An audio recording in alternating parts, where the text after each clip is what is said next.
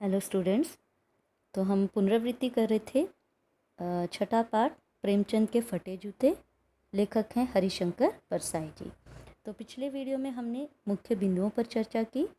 तो मुख्य बिंदु इसके थे: प्रेमचंद एक चित्र में, लेखक चिंता में, फोटो में व्यंग्य भरी हंसी, लेखक के घिसे जूते, प्रेमचंद की व्यंग्य मुस्कान का रहस्य, जूते फटने का रहस्य।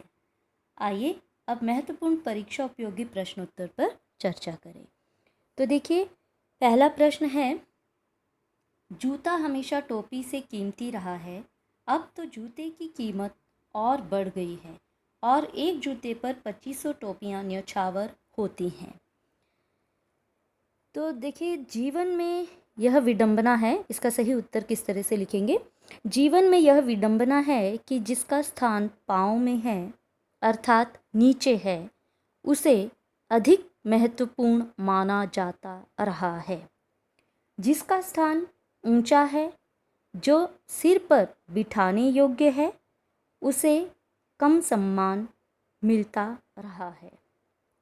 आजकल तो जूतों का अर्थात धनवानों का मान सम्मान और भी अधिक बढ़ गया है।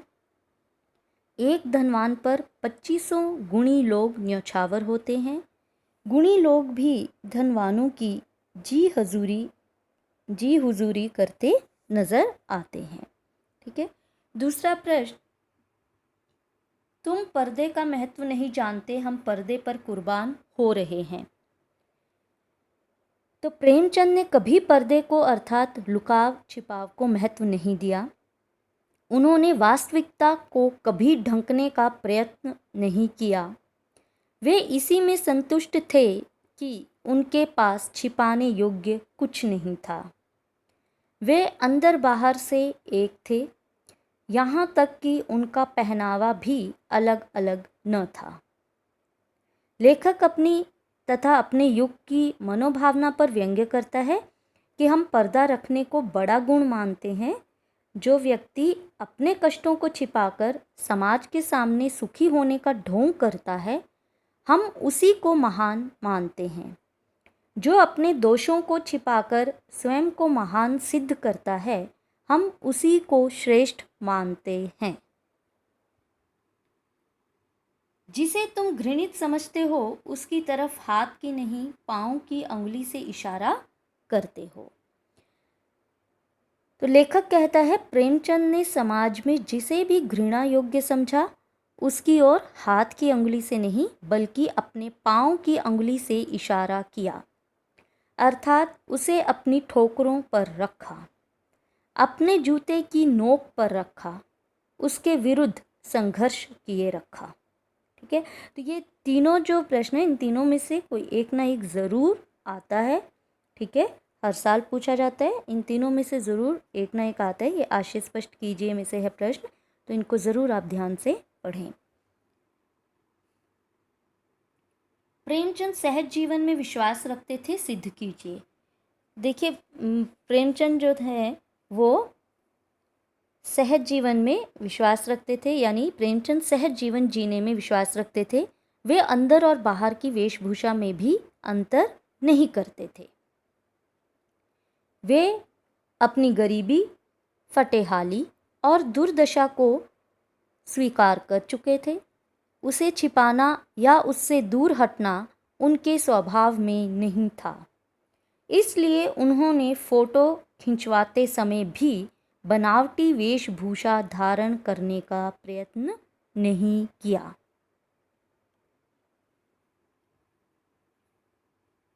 इस पाठ में हिंदी लेखकों की स्थिति पर क्या व्यंग्य किया गया है? देखिए, इस पाठ में हिंदी लेखकों की दयनीय दशा पर प्रकाश डाला गया है। लेखक ने सफलतापूर्वक यह दिखलाया है कि जिसे हम हिंदी उपन्यास का सम्राट कहते हैं, उसकी आर्थिक स्थिति कैसी जर्जर थी। समाज उन्हें सम्मान तो देता है, किंतु जीने योग्य धन नहीं प्रदान करता। लेखक ने स्वयं अपने बारे में यही कहा है, मेरा जूता भी कोई अच्छा नहीं है। यूँ ऊपर से अच्छा दिखता है। स्पष्ट है कि हिंदी लेखकों की आर्थिक दशा बहुत कमज़ोर है। लेखक ने प्रेमचंद के जूते फटने का कौन सा सांकेतिक कारण बताया है? तो उन्होंने देखिए जूते फटने का सांकेतिक कारण क्या है, ठीक है। तो लेखक के अनुसार प्रेमचंद ने समाज की कुरीतियों पर जोर जोर से ठोकरें मारी। उन्होंने कुरीतियों से बचने की कोशिश नहीं की, इस कारण उनके जूते फट गए। आशय यह है कि समाज की बुराइयों से संघर्ष के कारण उन्हें समाज से धन वैभव नहीं मिल पाया। श्रीमानों ने उनका समर्थन नहीं किया।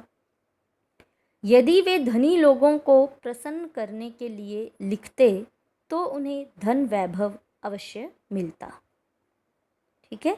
तो सांकेतिक कारण क्या हुआ कि समाज की कुरीतियों पर जोर जोर से उन्होंने ठोकरें मारी हैं और कुरीतियों से बचने की कोशिश नहीं की, इस कारण उनके जूते फट गए, ठीक है। समाज की बुराइयों से संघर्ष के कारण उन्हें समाज से धन वैभव तो नहीं मिल पाया। श्रीमानों ने उनका समर्थन भी नहीं किया। यदि वे धनी लोगों को प्रसन्न करने के लिए लिखते तो ज़रूर उन्हें धन वैभव मिलता, ठीक है। प्रेमचंद की व्यंग्य मुस्कान लेखक को क्यों कचोटती है? देखिए प्रेमचंद के चेहरे की व्यंग्य भरी मुस्कान लेखक को इसलिए कचोटती है क्योंकि लेखक ने भी अपनी फटेहाली को ढंकने की कोशिश की। इस कारण उसके जूते के तलवे घिसते रहे और पांव चलने योग्य न रहे। आशय यह है कि लेखक ने समाज द्वारा मिले दुख दर्द को खुलकर प्रकट करने की बजाय उसे छिपाने की कोशिश की। इस कारण उसका आत्मबल क्षीण हो गया। प्रेमचंद ने मानो इस आत्मबल की कमी को पहचान लिया। इस कारण प्रेमचंद की व्यंग्य मुस्कान उसे और अधिक कचोटती है, ठीक है। तो ये कुछ हमारे प्रश्न उत्तर थे जिनको आपने ध्यान से प्रश्न पढ़ने हैं, उत्तर ध्यान से सुनने हैं, दिमाग में रखने हैं, ठीक है। तो बार बार अभ्यास कीजिए, सुनिए, पढ़िए, समझिए, है ना, तभी पुनरावृत्ति का फ़ायदा है, नहीं तो नहीं। Okay, bye and thank you.